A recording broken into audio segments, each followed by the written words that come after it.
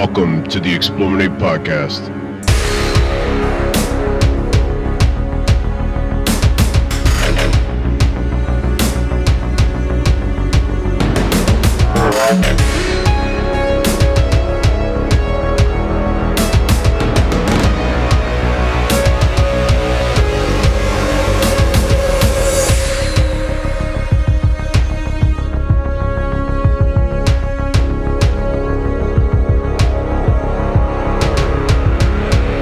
Hello and welcome to the eXplorminate podcast. I am your host, Rob, and joining me tonight is special guest, Jesse. Welcome back to the show, Jesse. Great to be back. Great to have you back. And we also have Drexy, who's risen from the dead. Welcome, Drexy. Yeah, thanks for waking me up. Cheers, This is Rob. this is your idea. This was your idea, and we're here because of you. And it's a great idea. It wasn't a bad idea, but it was your idea, and so blame yourself. That's what I'm saying. Well, it's your fault that I have to do so. What is it? 3 a.m., half 3? Man, I don't know how you do it, but I'm glad you do. Hi, Ben. Hi. Hi, Rob. It's good to hear from you. It's good to hear from you too, sir. I feel like we just talked, which is great, because I feel like, you know what? I can always rely on Ben. I don't know about Drexy, but I can always rely on Ben. Come on, man. This is Christmas spirit we're trying to foster. Oh, you're here, right. Not division amongst the ranks. You're right. In fact, we should start hyping this up, because it's, first of all, it'll be the last episode of 2022. We're going to be moving into 2023, which is insane. And more importantly, and more excitingly, really, is that we have a lot to talk about this week. And that includes our Game of the Year choices, and some Master Magic, and some SpellForce, Conquest of Eo. And I want to talk about Stellaris too with Drexy, because I want to tell Drexy about how good it is and how much he sucks. I mean, sorry, in the spirit of Christmas, I want to tell Drexy how much I really enjoy Stellaris and how he might be misguided. So Well, you're supposed to talk about how much you enjoy me. You're right. I do enjoy you. So I'm glad you're here, Drexy. Come on, guys. Keep this stuff off this podcast. If you want to leave this ASMR shit, you can do it later on. You're right. Sorry. But yeah, he hasn't done his Duke Nukem lately, so I'm really upset about that. I'll get him to do it before this episode's over. Anyway, so with that being said, what do we start with? I think we start with Master Magic. It's probably the hottest topic right now, and we just had a fantastic interview. Me and Ben here had a fantastic interview with Mila, who is, partially acting producer and also like narrative lead at Muha Games, who have just put out the new Master Magic 2022 reboot, whatever you want to call it. And unfortunately, right now, it's sitting at mixed again. It was very briefly at positive, or mostly positive, and then it slipped back down to mixed on Steam. And I know that there's been a lot of discussion on the eXplorminate Discord, and also even the eXplorminate Steam forums, about like what makes Master Magic either a good or bad game, depending on where you stand on that side. And I'm interested to hear what you're thinking, Ben, because I know you are kind of knees deep in it right now. And also you're going to be responsible for our review. So, I feel like you went from being like, I don't know, I don't think this game is great, to, hey, I'm actually enjoying it. So how did that progression work?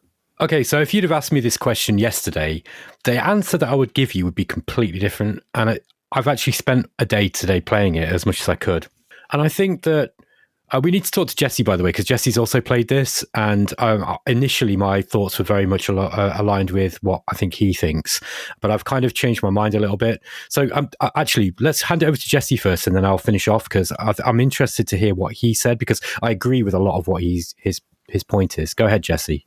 Okay, yeah. So I want to make it clear beforehand that I haven't actually played the full game of Masters of Magic. I only played the preview version, which eXplorminate produced to write a preview article for the game. So, with that in mind, I just found it incredibly dull. I played up through the endpoint of it a few times, just so I had a proper feel for it. But I know it's a classic. I know it's, a grandfather of the genre, and, I could see a lot of the threads that it had produced that, had moved on to further games, but it is a game that definitely needs an update from my perspective. it's one that has been so reproduced, has been so followed up on, that like nothing it's really doing is even, remotely interesting compared to, some of the better 4Xs that we've had in the last few years and, are probably going to be seeing in the near future, and which we'll be discussing later. I felt no real need to come back to it with a full release. I'm glad you're having a great time with it, Ben, but it didn't hook me. It didn't capture my attention, and it didn't leave me feeling like it was something that was worth spending time on. And I'm the sort of guy that, if a game is one that, it feels like it's worth spending time on, I'll spend, dozens or hundreds of hours with it. And MOM just did not do that. Yeah, wow. I have to agree with Jesse here on almost every level, because I actually have had the full game, but I felt the same way, because I don't really think anything changes with getting more turns or having access to any of the other stuff, because I just feel like the design of Master Magic, while I know that it does it's had its impact on 4X games forever, for since it's come out, I don't believe that design really has any place in 2022 anymore, because like Jesse, I believe that there have been games that have come out since that have pushed the genre forward in ways that I think that have forever made it difficult for me to go back to any of the old school 4X games. And that's the same, like, unless a design is like absolutely masterful, which I believe Master of Orion 1 was, I don't believe that I'm really able to go back to the designs of those 4X games in the 90s. I mean, like you provide me with a game that's much like Master of Orion 2, and I also start to get bored with it. And the reason I think that is with Master Magic is because, while I understand that there are some nuances to like unit depth and, maybe building armies with a variety of different races that can create fun and exciting builds, or I guess there's some excitement to filling out your ranks with, particular units that would keep you strong and stuff like that. I don't like having to manage every city.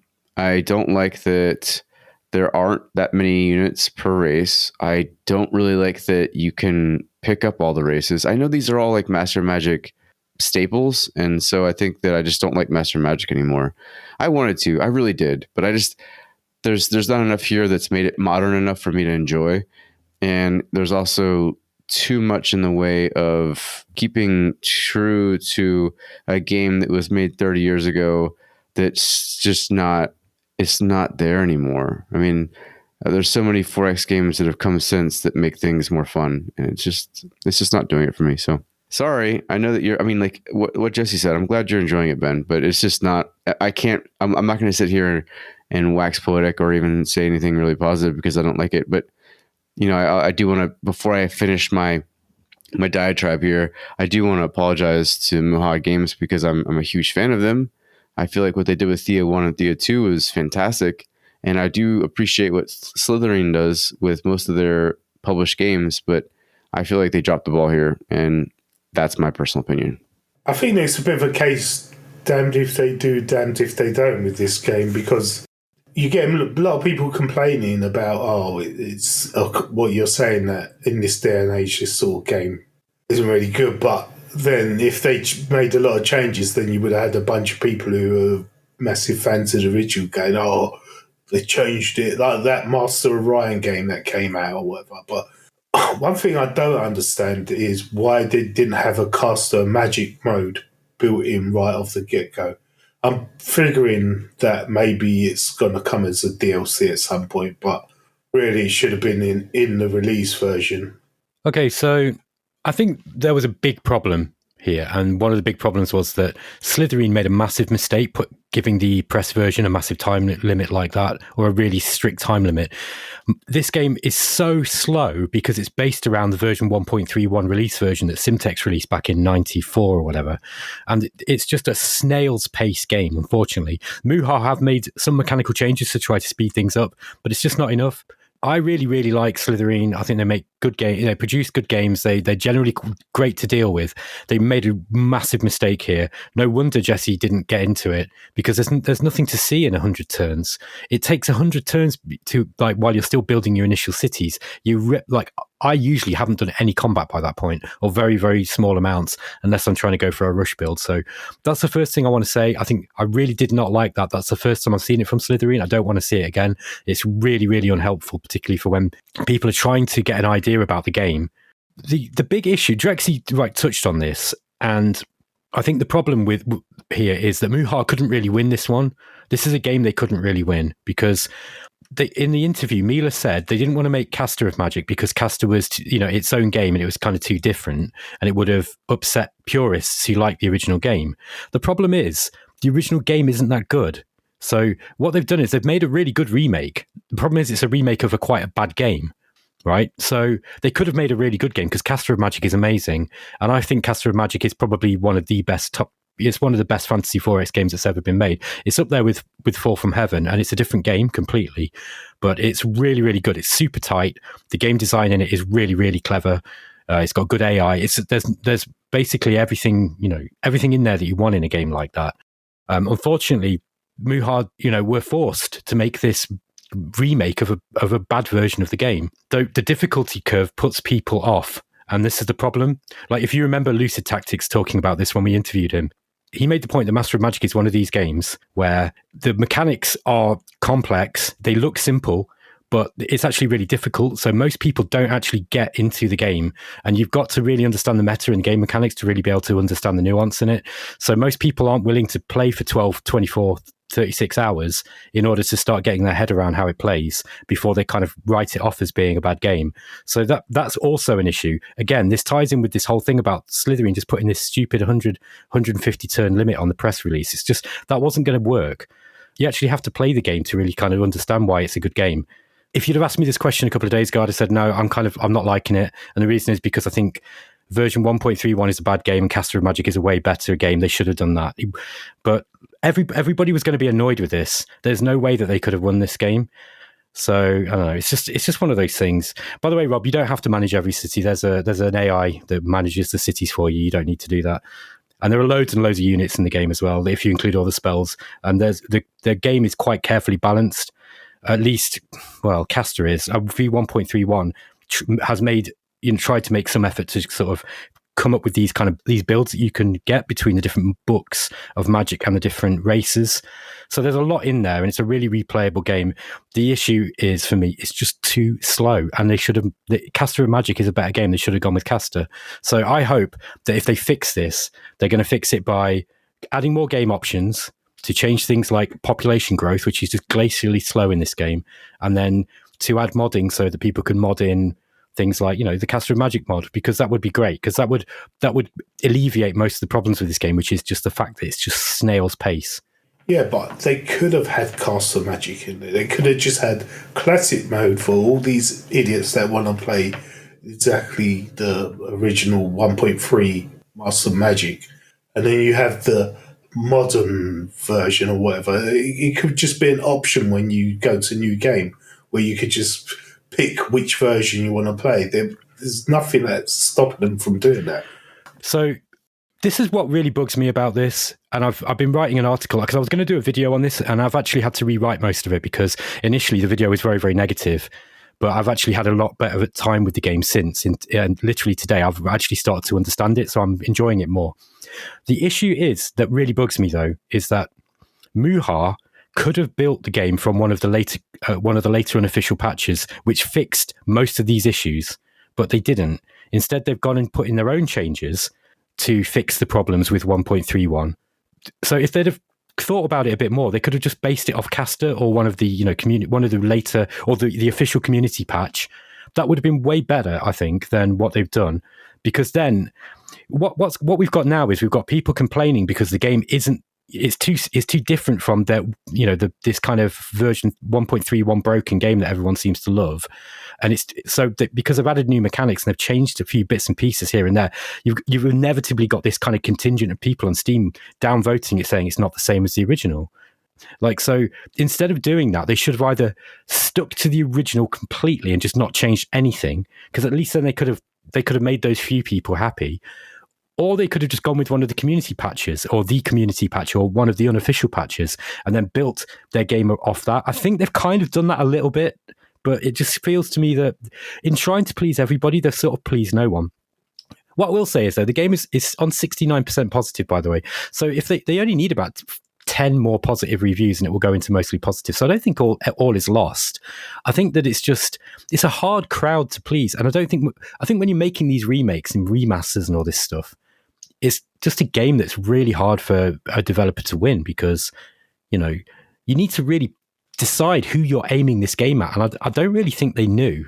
I think they tried to hedge their bets and aim it at kind of everybody.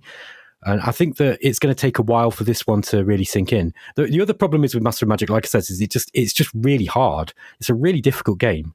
And, you know, it takes a while for you to kind of get to the point where I've seen people complaining that it's way too difficult. I've also seen people complaining that it's too hard, which to me sounds like, you know, the AI is actually quite good and the AI is actually about right, because some people are finding it hard at the beginning and then they're getting better at it, and then they're starting to, like me today, I thought it was really, really difficult, and then I've started getting my head around it a little bit more and doing a little bit better. So I don't know. I think the game is good. It's just a remaster of a bad version of the game.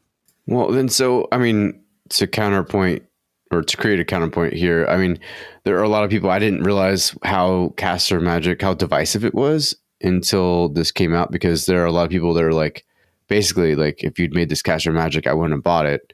And I guess I just didn't realize how divisive that like unofficial mod, or, you know, Cervy's mod was, because you tell me that, right? You hear that from Ben and other people that if they just modeled it after caster, it would have been better. But then you hear equal number of people that are saying that if you'd made it caster magic, then it wouldn't have been real magic, you know, wouldn't have been real mom.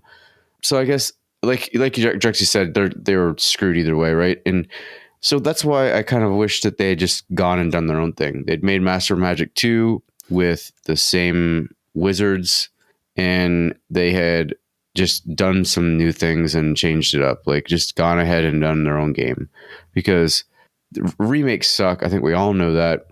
And, you know, they were screwed to begin with. And I just feel like I realize that Slytherin gained the license, so they're thinking, all right, well, we can, I don't know, maybe they thought this was a quick buck.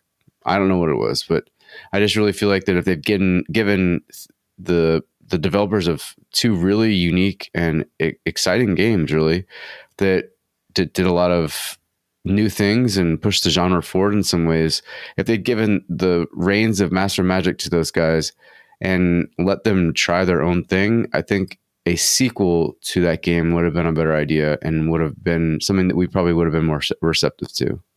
Put it this way, right? I'm going to play this and I'm enjoying it, actually. I do think that Muha have made a good job of the difficult brief that they've been given. You and Jesse and Drexy are quite right that the game design is quite old by today's standards, and there are certain things in it that are looking a little bit aged. I still think that it's a good game design, and it stands the test of time if you're the kind of person who likes that kind of game. But I do think that, yeah, there are going to be people who are not going to be, like, new gamers are going to be less impressed because they're going to be like, oh, it's not got this and that I like from, you know, Endless Legend or Age of Wonders or that kind of thing. I do think that it's, like, the more I've played it, the more polish that I'm seeing in it in certain respects. It's got some problems. There's some pathfinding bugs at the moment which are really annoying. There's a lot of the game mechanics in Master of Magic are really, really, really complex under the surface. So things like, but not really complex, but there's just weird stuff like population growth is a bit of a weird one where there's actually some math behind it in the background, and Muha haven't explained how it works. So when you're removing a halfling farmer at the early game and it's removing 3 food each time, later on it's only removing 2, and you're like, why? And then because there's no UI prompt or anything in there for you to actually go and have a look at, you have to go to I think there's a manual. So but it's just confusing. Like, I ended up having to go to the old wiki for the original game to try and figure that out, because a friend and I, or somebody on the Discord and I, couldn't figure it out. And then I eventually looked on the wiki, and then it was like, okay, here's why. It's because there's this maths algorithm that kicks in after you've got, you know, 10 population that changes it all. And it's like, it's actually a really, really carefully developed game under the hood, you know. It's particularly the combat. People make the mistake that it's simple. It's not. It's not that simple. And it takes a while for you to start realizing quite the nuance that is in Master Magic. I've got to be honest though, I didn't need a remake. I don't like remakes. I don't like remasters. They're always crap. I like the original. The UI in the original is a little bit of a chore. That said, everything else about it is great. So to be honest, once the shine of this one is kind of worn off, I'm probably going to go back to playing Caster of Magic. It's just quicker and easier to play.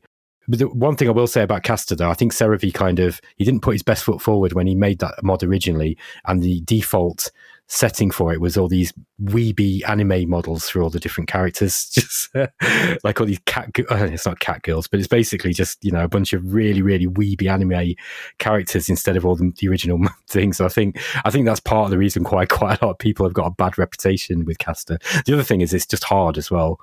But if you play Caster of Magic on the easiest setting, it's pretty much the same as like 1.31 on the harder settings. It's not that different. I don't know why people would choose that old version over Caster. Caster's far superior in my opinion.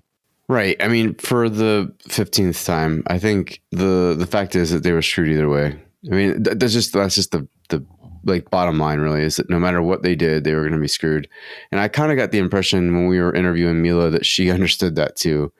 And I think as she worked her way through beta and started to provide the previews, that she realized that there was going to be a group that really liked it, and there was going to be a group that equally disliked it, and then there was a group that was going to be pretty ambivalent. And I think that's just going to be the way it is. And I'm eager to see what they do with it. I'm hopeful that they've sold enough that Muha can actually, inject their own flavor, kind of like.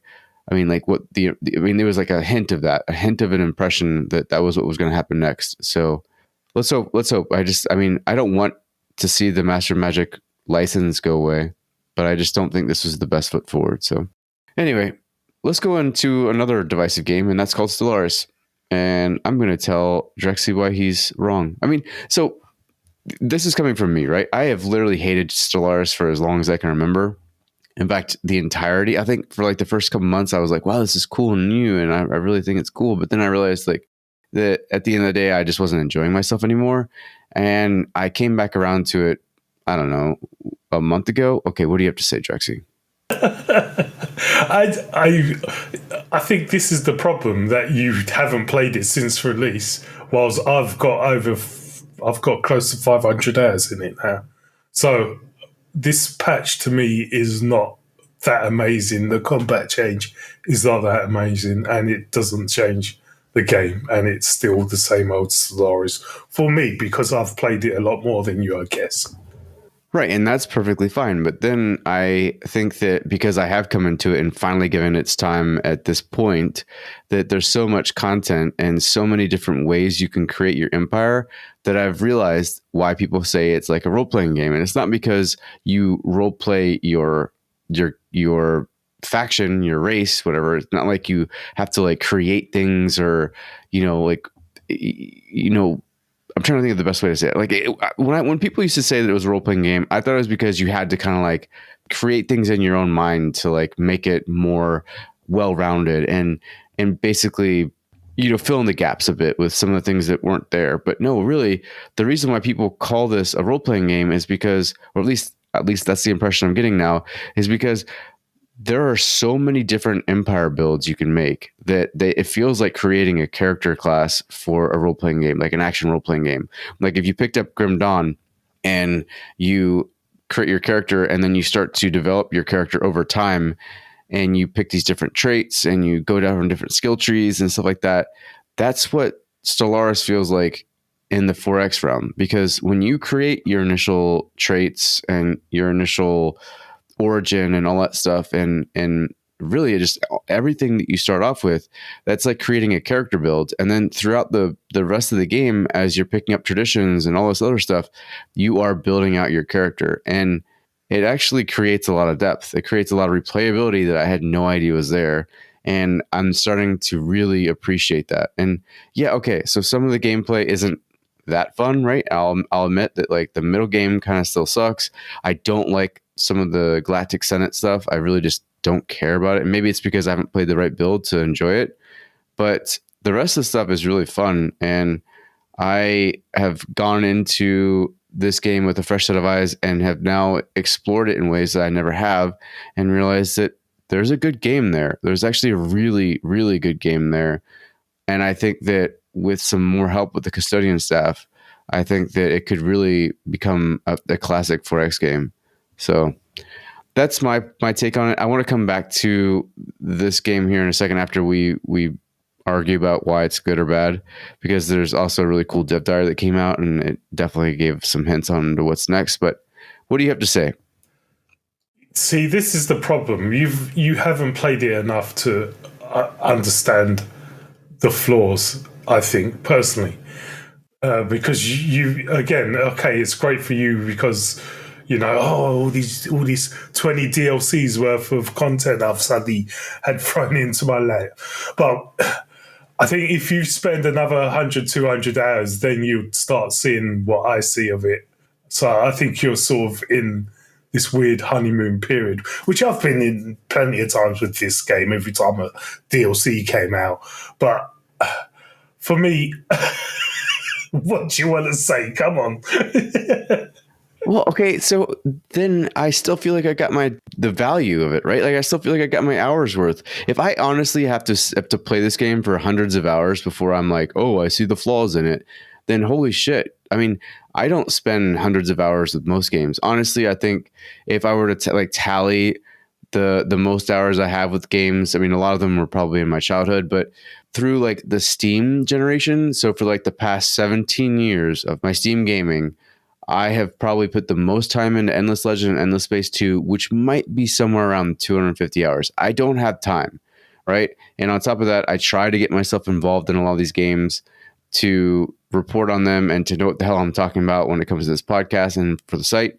So if a game ends up giving me 300 hours, 250 hours before I'm like, screw that game, then that's a damn good game in my opinion. So I see the complaints, right? I see people, especially when a dev diary drops and someone's like, well, you're going to fix what happens when hive minds become, altruistic, and they also take the perk of, and like, I'm like, oh my God, yes, that's extraordinarily specific. And that's something that like, I don't understand why that's an issue, but I'm having fun. So that's all I have to say. I'm enjoying it. And it's never been a game that I've ever enjoyed before. And I finally see what everybody's talking about. And if it takes me another 200 hours before I start hitting it, then I feel like that's money well spent. And I'm thankful for that.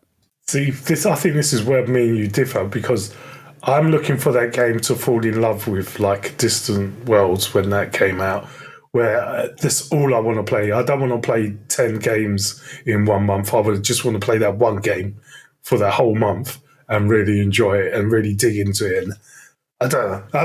I'm not a reviewer like you. I don't need to play all these different games and stuff. But I will say there are a lot of stuff Stellaris does really well. I'm not okay. I sound like I'm saying it's a crap game, but it's just a very, very paradox game. Where for me, the main important thing for me there's many important things in 4Xs, right, that makes the whole game great. But there's one element that has to be really good in any 4X game, on top of all the other stuff, is combat. Combat has to be this what we do in 4X games for the most part is combat. And for me, Stellaris combat is just it's EU4, big number beats slightly smaller number. Even with all these combat changes, it's still this big, build the biggest blob and win. Okay. So I wanted to jump in here real quick. So I actually agree with Rob on a lot of this. And in fact, like I have my overall problems with the 4X genre, but Stellaris is probably, I think it's the only like pure space 4X that has really worked for me. And it's for a lot of these reasons that Rob says, it's the RPG elements, like how much differentiation you get from, play to play. There's like a ton of interplay variety. I actually stepped away for quite a while because in the early days, it had a lot of it just didn't work very well. It had a lot of the other problems that I feel that Paradox games have, that have actually made it so I haven't actually played any other Paradox game since I think the most recent Crusader Kings came out, and I only played that for 50 or so hours before I decided I just had no interest in never playing it again. But I came back to it this year. We have someone else that we all know, Omar, who really has been a strong proponent for a while, and I was like, you know what, I'm going to come back and give it a chance this year. So I kind of like Rob did. I bought all the DLC, and I dived in, and I am someone who has time to play more games. So I've gotten, I think, 400 hours in it so far this year, which has made it, turned it into my second most played game on Steam total, behind Battle Brothers. And I'm pretty sure that I would need to double check, but either it or Total War Warhammer 2 and 3 are my most played game of the year, period. I just, it's not perfect. No game is perfect. What Drexy says about the combat is true, but I find the strength of every other element of the game to be just so huge, like so magnificent, that it just doesn't even bother me. I have so many other things to explore and investigate and enjoy that, sure, I throw some blobs. I honestly, I found some, designs for ships that people had put together on YouTube, use those, and just let myself get lost in the rest of the game. And I even actually enjoy the mid game now. I would always, previously, years ago when I was playing it, I'd always hit the mid game, get bored, and move on. And, that's what actually pushed me away from it. But I feel with the Galactic Ascendant, which I think I enjoy a little bit more than Rob, but also the upgraded and changed battle mechanics and lots of, some of the other stuff that they've poured in since then have made it so this is one of the few 4Xs that I can actually play to the end of the game and still find myself engaged and really just loving it. It's just so good, and it's just going to get better. And at this point, I would be extremely surprised if I encounter another Space 4X that ever exceeds Stellaris for me. Well, that's high praise indeed. I'm still a little ambivalent about it. After we had that last discussion, I went back and played it, and I think I lasted about half an hour, and I didn't hate it, but it's just going back in and learning the game again after not playing for a couple of years. I was just like, I can't be bothered now, and I've never gone back to it. So that's not me saying that I don't think it's a good game. I think that the more recent changes have been really good, at least for the little bit that I've played it. But I don't know. I think that I'm going to be controversial here. I think Distant Worlds 2 is a better game now. That's going to annoy a lot of people, I know, but there you go. I think I'm going to go through some stuff. I mean, they've finally made planets a non-clicker game. I'll give them that. The planetary management is way better than it used to be. But I think the biggest issue is you can customize your race so much, but at the end of the day, it ends up you can do almost the same thing with any race. Your weapons are all the same, no matter who you play. I was one of the main people who complained about the different jump drive methods, making choke points and that just useless. But now I've changed my mind, and I think they should put the different warp drive, and that's all you can use when you start your race all the way through the game. The tech tree should change depending on how you've built your race. There's just so much. My problem is I can see so much potential, but there's just large areas that, whilst it's trying to be asymmetrical, because you're doing the same tech tree, all right, maybe you can get psionics or something like that if you play a psionic origin, but there's very few techs that are to do with your origin that only that origin can get. So you'll notice that if you play Stellaris for a long time, you get to a point in the tech tree where everything is just 5% extra of this and 5% extra of that. And when it comes to combat, which I'm saying is the main important thing for me, it ends up, well, everyone's the same. There are some cool stuff that I was doing with Necroids, where you can make the space amoebas, you can resurrect them and have them in ships, and that's really interesting. But this game actually needs a lot more stuff like that, which makes your race place a lot different than any other race in the game. Well, I'll wrap this up by saying that I think that they're not going to finish with this until it's that game. I really don't believe that they're going to stop playing. I think there's no reason to make a Stellaris 2 when you've got A, Stellaris still looks really good, and B, I think that they could do what you're doing, what you're asking them to do with this system they have now, like with the engine. I think the only thing they could really do to make a Stellaris 2 or that would help would be to put it on a different 64-bit engine, but I don't know. We've talked about Stellaris so many times on this podcast, and I just, I wanted to come out and say that I understand it now. See, my main issue is you've been slagging off Stellaris when it's been like how it is now for maybe 4 years. Yeah, maybe that's my main problem with this. You loving Stellaris at the moment. For me, it's like, hang on, it's been like this for like 4 or 5 years. Well, this is why I stopped kind of slagging it off, because to be honest, I've got to the point now where it's been such a long time since I've played it that I don't really feel I've got a valid opinion on it anymore. And that every time I play it, I enjoy it for a bit, but it's like Endless Legend. I enjoy playing Endless Legend for a few hours, but I never ever finish a game. So, all right, well, I love it, and we'll see if I love it in a couple hundred hours. But let's talk about SpellForce Conquest of Eo. So there's a game that you guys will get to see, hopefully, probably at the same time this is coming out, this podcast is coming out. Check out the YouTube channel with our world exclusive, because I don't know how the hell I did that, but I managed to convince THQ Nordic, well, really Owned by Gravity, who are fans of what we do here at eXplorminate, to give us world exclusive. I just begged enough that they gave us world exclusive gameplay footage. And then, so what happened was that I was able to convince Jan Wagner, who's the director there at Owned by Gravity, to come on the show, basically watch me play and then talk me through some of the stuff that they did, some of the design decisions they made. And, I'll have to say this, right?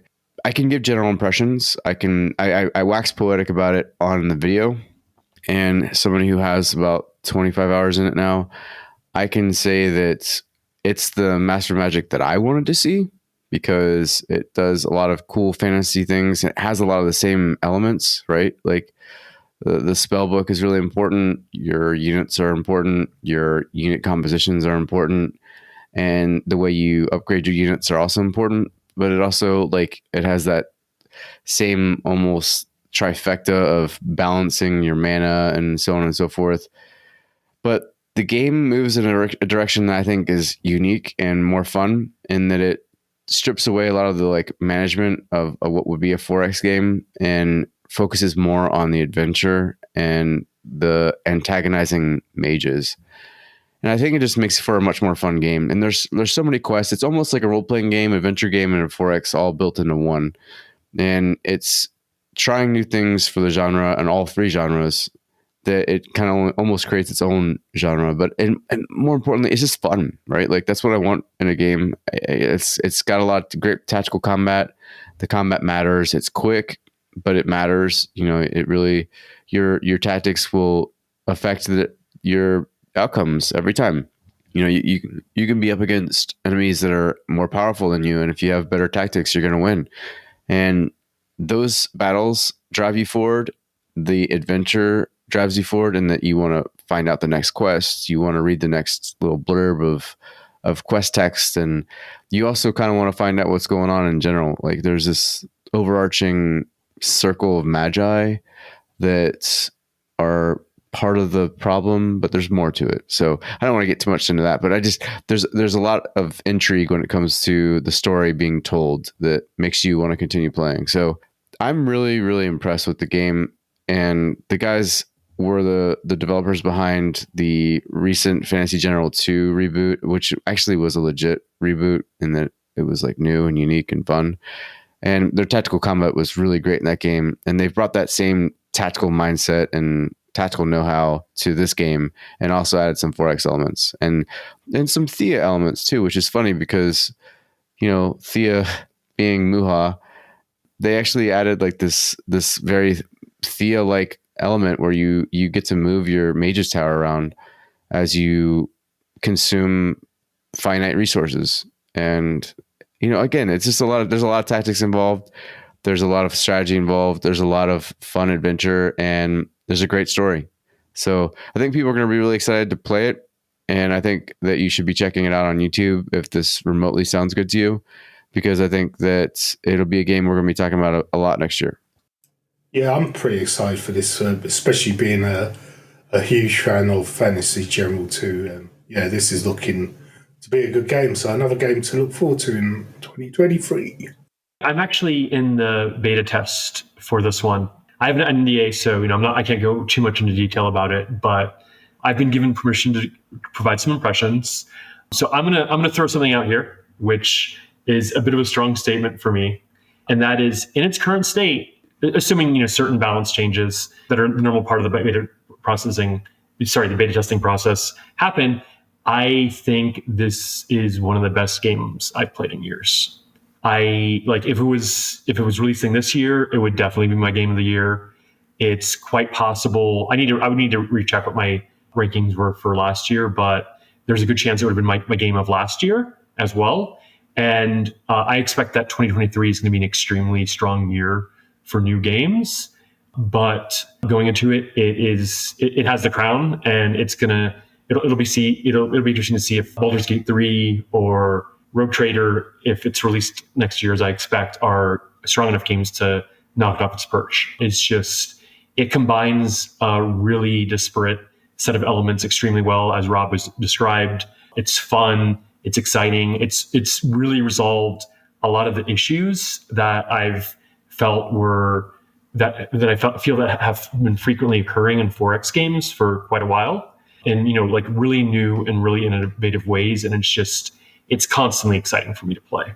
In fact, I'm actually really glad that I played Master of Magic, not because I enjoyed it, because based on my earlier statement, it's clear that I didn't, but because the elements that it takes from Master of Magic make it clear what a direction that Slytherin and Muha could have gone into, if the constraints that they are under weren't there. It's clear that Owned by Gravity are masters of strategy. They are very familiar with the genre, and they were able to take things from a variety of sources, mix them up, add their own really cool innovations to basically just make an extremely outstanding game that is enjoyable basically from the point you first start it all the way to the point that I've been able to get into the game. It's wonderful, and I'm really excited to see the where it's going to end up in its final stage. Fantasy General 2 was a really, really good game, and it's a shame that it didn't get played more. And I don't think that, I'm not really sure what happened with it, because Slytherin did quite a good job trying to market it and, putting out tournaments and stuff to get people playing. So maybe they're a little bit, they learned some lessons with Fantasy General 2. That is a really good game. And I think that it's way better than people realize, in my opinion. I see people talking about it, but I don't see anyone raving about it. But I think it's a game that we should be raving about. So maybe that they've actually taken some ideas from that old game and looked at, the old RTS version of SpellForce and tried to come up with some, a fresh take on the 4X genre, which is exactly what we need. I don't know anything about the game. I haven't really seen anything. So I'm just going to trust you guys that it sounds really good. I'm really excited to see what the general eXplorminate nation will, how they'll receive it. And I honestly believe that there's just ripe opportunity for a lot of new content for the game. I mean, there's just so much you could do with the formula, new mage types, new units, new areas of the map, just new quest lines. I mean, there's just so many things built within this sandbox they've created that they could just keep going with. And I see a bright future for them. And I really believe that there's going to be, the SpellForce license itself is way more important to some people than I thought it was.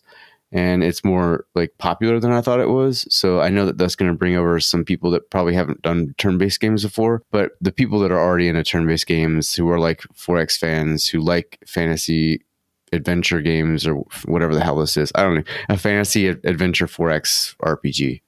That's what I'm going to say. And if that sounds like a cool amalgamation of games, then you'll probably really enjoy this. And like Jesse, going into 2023, for me, it is definitely the game to beat. Although 2023 is insanely stacked with amazing games. And I mean, you mentioned Baldur's Gate 3 and Rogue Trader. I mean, Diablo 4 for me is also way up there. I'm really excited about Homeworld. I'm really excited about Company of Heroes 3. There's so many games that I'm really excited about for 2023. 2023 is going to be one of the best years for games in a long, long time, if not of all time, really, because it's just so stacked. So we'll see, but it's a great game, and I'm really excited for everybody to get their hands on it. Ben, apparently you weren't paying attention like a year ago when I actually finally got into Fantasy General 2, because I was definitely singing the praises of it. And, I'm usually always a mixture between sort of like pessimistic to cautiously optimistic about new games coming out.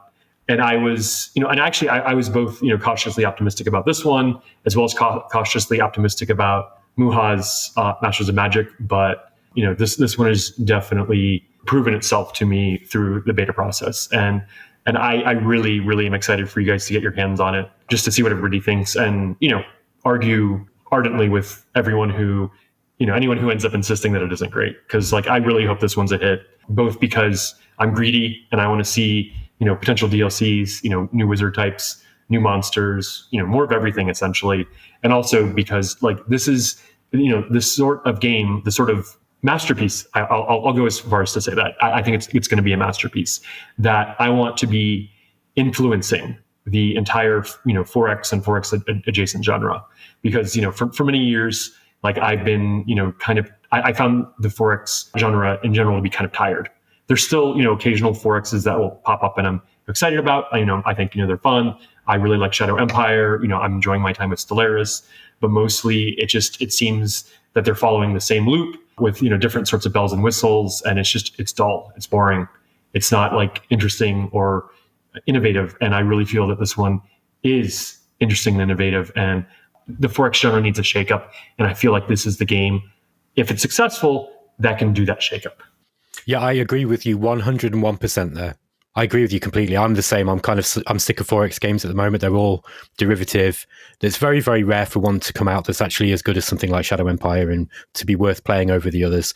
So I'm really pleased to hear that this is a good game, because if it can go in and shake up particularly the Fantasy 4X genre, I quite like Master of Magic, don't get me wrong, but then I'm also quite content with these old games. So I'm not saying that it's the paradigm of game design in Fantasy 4X. And Fantasy 4X particularly have not really moved on since Fall from Heaven, to be honest. So, I'm excited to hear how it's going to go. And, speaking of those kind of great games, we need to talk about Game of the Year now.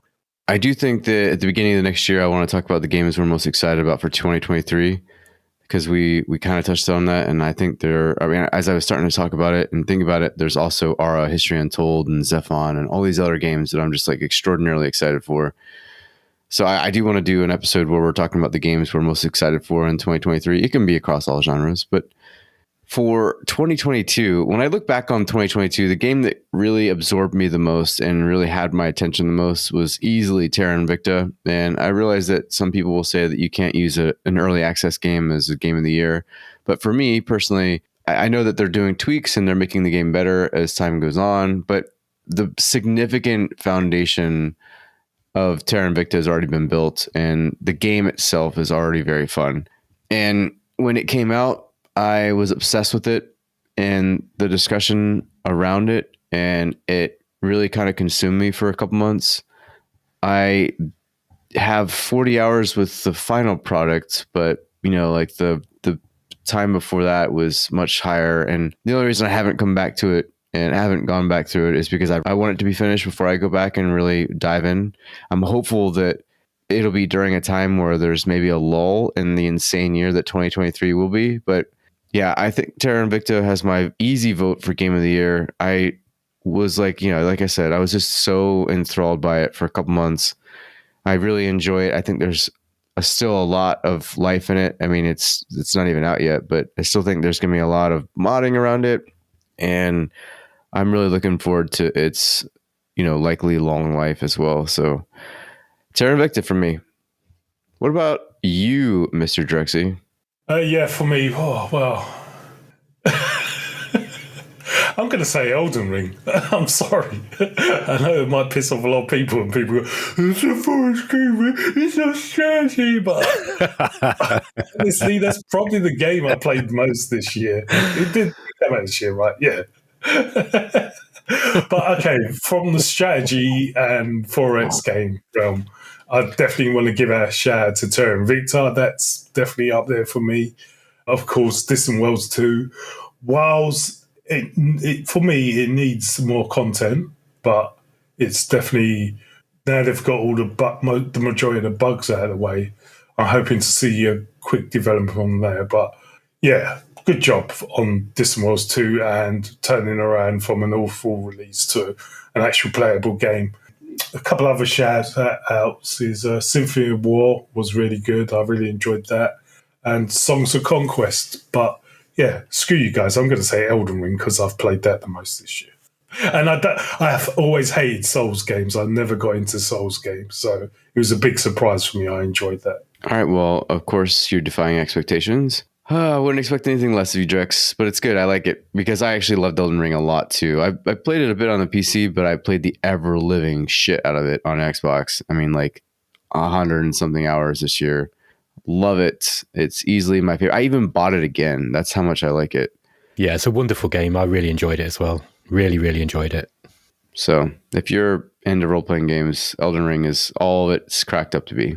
I actually disagree with you guys because Elden Ring, I mean, I can agree that Elden Ring is a very high quality game. You know, it was very well put together and well thought out, but it was actually the game that convinced me that I can't actually do open world action games anymore. Like it was cool, but like there's just so much repetitiveness wrapped up into it that into the DNA of these games that like it just doesn't work for me anymore. But for my top 3 for this year, so you know, I'm a lot more focused on turn-based tactics, and you know, I'm a bit bored with strategy. I mean, 4X games, as we mentioned. So I would have to say, so like my number 1 game of the year came out early in the year. It was basically like a return to form for strategy RPGs. It was even published by Square Enix, and this was Triangle Strategy. It had like excellent stage design. The decisions you made in party composition and what sort of units you wanted to bring to battle was outstanding. The story wasn't amazing, but I feel that like for turn-based tactic games, I care a lot more about the actual turn-based tactics over, you know, any other element that's going to be going on in there. Second, it is actually, you know, a little bit outside of my normal genre, and I actually kind of feel it's almost unfair to give it to it because it's an amalgamation of several games that were put together. But I was convinced by a certain YouTuber who does long form reviews to try out Total War Warhammer again, and you know, I got 2, which was released a few years ago, and then pretty quickly acquired 3 and started playing Immortal Empires. And I have put so many hours into that, both single player and multiplayer. And, you know, once again, you know, it's Immortal Empires is an amalgamation of everything that's come up to this point, but it's such a triumph. It's such an amazing play experience. I've never been huge into Total War games. I've played a few and, you know, enjoyed them fine, but this is just such an excellent experience that I can't get around the fact that, like, you know, it's one of my favorite games of this year. And then the third one is actually a remake. You know, one of the things that you all were talking about, you know, almost never being done well, and that was Tactics Ogre Reborn. So for this one, you know, it is a remake, but they actually did a lot in sort of like streamlining things, taking away a lot of the grind that was introduced in the PSP version, and then adding in quality of life, user interface, a very small amount of content, and the total package is it's really good. And, you know, if you like the SRPG style of games, then it's definitely one that I can recommend that you check out, because it's you know, broken the tendency towards bad remakes, and it is definitely worth playing, especially if you've never played Tactics Ogre before. Jesse, is it closer to something like Final Fantasy Tactics, or is it more like Fire Emblem, would you say?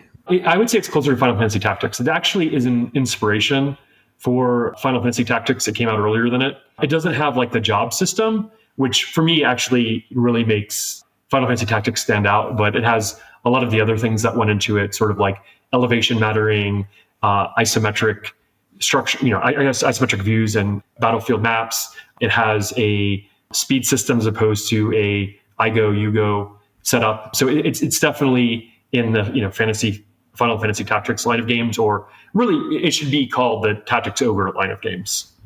Yeah, awesome. Great choices. I agree that all those games are great. I haven't actually played Triangle Strategy, the full game. I played the demo and was like, all right, I got to play this game. And it just kind of fell through the cracks for me. So I'll have to swing back around, especially with recommendation like that. I definitely want to make sure that I play it. So, hey, Ben, you're up. What's up? What you got?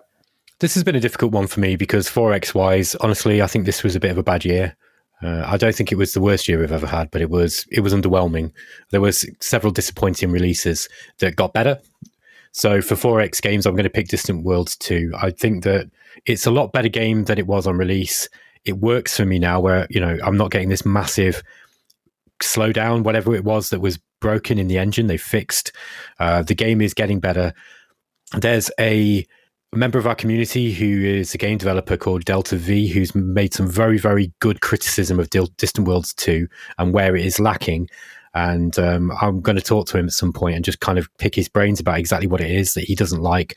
But the gist of it is that the game seems to favor automation now over people who want to play manual, and I agree with that. So that's one of the big gripes that I've got with the game a little bit, that they've kind of like shifted the player towards favoring the automation, and the other issue is that the automation isn't always that good.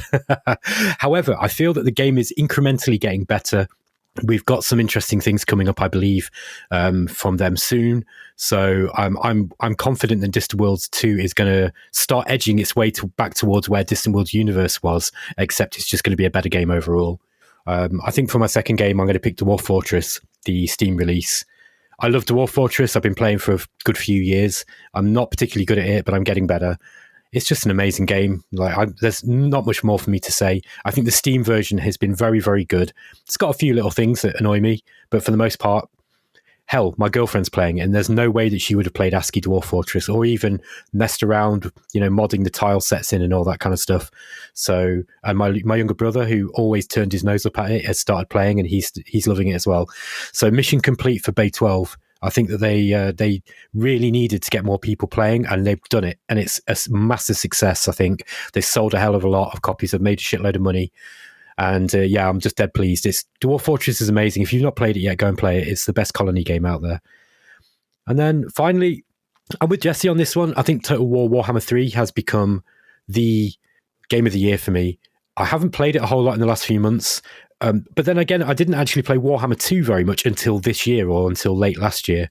So it's one of those games. I've got thousands of hours in the Total War Warhammer series, including I got like 500 or 600 or 700 hours in that first game. And that game wasn't that good. I liked it at the time, but looking back at it, it was kind of crap compared to what we've got now. The Immortal Empires, it's a mess, but it's also amazing. It's an amazing mess. I think Creative Assembly need to fix this issue that they've got where you've got to buy all 3 games. That's a real problem. However, it looks like from some initial communications from them that they are looking to do something about that to make it more accessible to more people, because Realm of Chaos isn't that great. It's all right for a bit, but then you get bored of it pretty fast. What people want is Immortal Empires, and they need to open that up to more people. So I just want to use my platform just to make that case. But I love Immortal Empires. I think it's amazing. There's so many factions in the game, so many legendary lords. They've made a real effort to make them all play differently, different starting positions, like different mechanics for most of the races. It's just really good now, and that decade of development or whatever it is really starting to show. So that is my game of the year, I think. I also like Elden Ring. I'm with you on that one, Drexy. I think I got really, really sucked into that. I haven't gone back to it actually, and I'm not quite finished it, but yeah, I watched the Never Knows Best review of it or part of it, and I accept some of the criticism that was in that. However, I like that kind of storytelling method. I get bored of exposition. If people tell me too much about the story, I'll turn off. Whereas I like stuff where you kind of like, your mind does some of the storytelling. And for me, that really, really works dead well in the Souls likes. So yeah. So that's mine. Yeah, it's Total War Warhammer 3. I think that's the crowning game of my gaming year. Awesome. Yeah, great group of games, guys. I really appreciate you guys sharing that, because quite frankly, I would agree with all of them. They're all great games. The only one that I haven't tried of those is Triangle Strategy, and I will absolutely make that a priority for me. So, all right, well, you've got to pick one. You can't go do Game of the Year and then not pick one for eXplorminate. We've got to pick one. We will. I think we have to, but I don't know that we're going to agree on anything. I mean, I guess, honestly, at this point, I think we could all agree that Total War Warhammer 3 is pretty damn good. So it might be our pick. You'd have to ask Drexy, though. I don't know how much he's played that one. I've played it maybe 40 minutes. Well, I mean, I don't think we have to pick now. I really do want to do an article where we just kind of highlight it, but I do think that I think it's going to be between that, Distant Worlds 2, and Terra Invicta, surely. Well, they can't get into Terra Invicta. I want to like it, but yeah, they all argued against that one. Yeah, I said no. I'm not arguing against it. What I will say about Terra Invicta, even though you know how people used to say about Dwarf Fortress, oh, I really like the game even though I've never played it. I like the idea of it. I like watching the stories. I'm kind of like that myself. I can't be bothered to play Terra Invicta. It's just too long and slow. However, I love it for what it's done in the sense of shaking up the genre. Just like what I was talking about, you know, how Jesse was describing, you and Jesse were describing Conquest of Eo, SpellForce. I think that we need these games that come in and start shaking things around, because 4X developers are starting to get set in their ways again. And this golden age of games that we're in is going to quickly enter a dark age unless we're careful, really, really careful. You know, in a world where great games like Imperium's Greek Wars kind of go under the radar, and then other stuff that I think are absolutely crap just get raised to the top. We need things to be shaken up, man. So, and I really, really think that was one of those games, Terra Invicta. It really has. It's a step in the right direction. I just think it needs a bit more polish, and I think it needs to be. I don't know. I think it might be a bit too late for them to do anything to change the things that I don't like about it. But at least I like it in theory. Yeah, I think we'll have to revisit this in an article very soon. So stay tuned for that. And there's a lot of stuff coming. Like I've got my Galciv 4 review coming as well. I actually have set myself a date for that. It's going to be December 23rd. So come check it out on December 23rd. It'll be done, and Ben will have made it sound and look good. And beyond that, we have more stuff coming in 2023. We have a lot of stuff to talk about, especially a lot of 4X games. I mean, I'm really excited. Zephon, Ara, History Untold, of course, Conquest of Eo, and there's a lot more that are probably going to be released next year. So, and hopefully a Distant Worlds 2 expansion. I do, we talked about Stellaris. Stellaris definitely hinted at new content coming. They were talking about how their custodial staff and their crisis staff are going to be basically, the custodial staff is doing a patch every 3 months, and the crisis staff are going to be doing a full-on DLC or expansion every 6 months.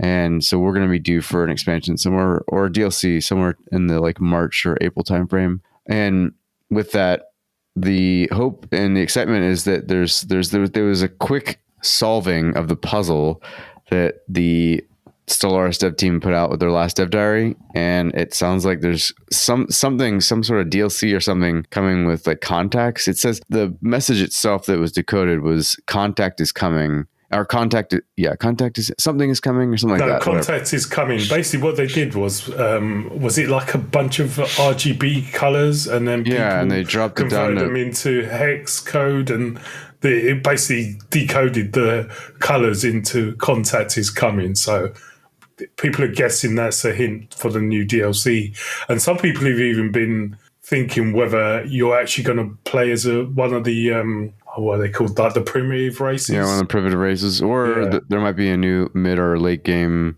crisis. Yeah. So exciting stuff.